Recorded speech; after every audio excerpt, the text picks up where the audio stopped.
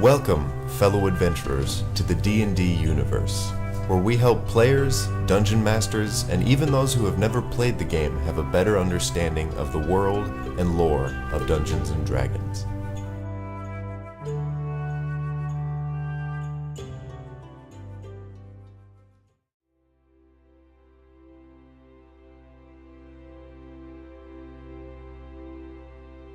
Magic is present in every campaign one way or another, but not many understand just exactly what magic is or where it comes from. To start off, I'll be explaining the tool that both arcane and divine casters alike use for magic. This is a force that overlaps everything in the universe and transcends mortal creatures' understanding.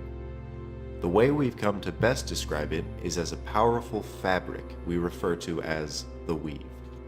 The weave is a thick barrier coating reality like a blanket that every spellcaster accesses in some way. This fabric is dangerous to use and can be twisted and even torn, resulting in dead magic and wild magic, effects that plague abandoned war zones and testing sites. The two best understood methods of access are either by grabbing it yourself through arcane study or divine requests sent to gods and other forces. Arcane spellcasters must acquire specific knowledge of how to use the weave, and each class does this differently. Wizards devote their entire lives to studying the exact movements and noises required to pluck at the strings of magic and release a powerful vibration that causes the desired effect. Sorcerers work like living knots of fabric, and depending on their origin either inherit this power from blood or stumble across wild surges of arcana and absorb some of it into their being. Bards are very unique, sparking echoes in the fabric by muttering tunes and strumming chords. Being a fireball-throwing musician takes no short amount of talent or practice. Because arcane magic takes so much creativity to cast, the effects are often more dangerous and wild than divine spells. Divine spells are never directly summoned by the caster themselves, but rather in cooperation with an outside force.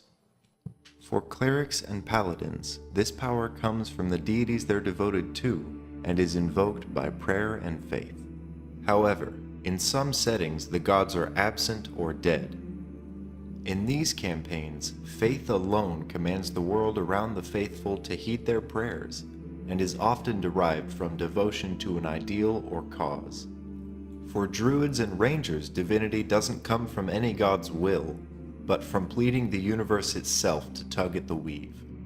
These classes commune with the flora and fauna to preserve harmony and survival, and when the world is in danger, it's likely to listen to the prayers of those who can save it. Warlocks are very interesting in regards to magic, as they dabble in both fields to an extent. They research the arcane information granted to them by their divine patron. Now that we've covered the basics of the weave and its effects, I'd like to explain what other methods of spellcasting might occur in D&D. Forming in distinction from the weave are the powers known as Ki and Psionics.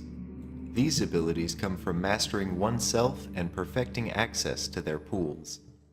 Ki, also known as Ki or Chi, works very much like its real-world counterpart. A monk may become one with the pulsing rivers of life through meditation and self-discipline, and use this oneness with the universe to manipulate it.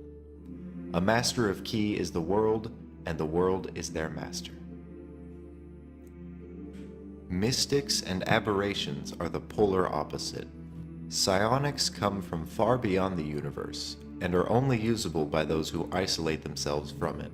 These powers come from discipline and mastery of one's own mind, and break the barrier between dreams and reality.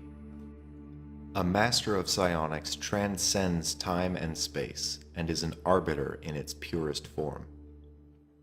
Rarely used and underdeveloped forms of magic exist, and if you as a DM want to envelop them, you'll need to form some rules of your own for them. These magics are the force divination known as binding, soul harnessing known as incarnum, primal magic and shadow magic, and true name magic.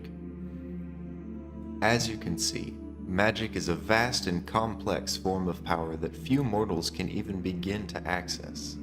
But now that you understand where these powers lie and how casters use them, go strum the fabric of power and create your very own mage.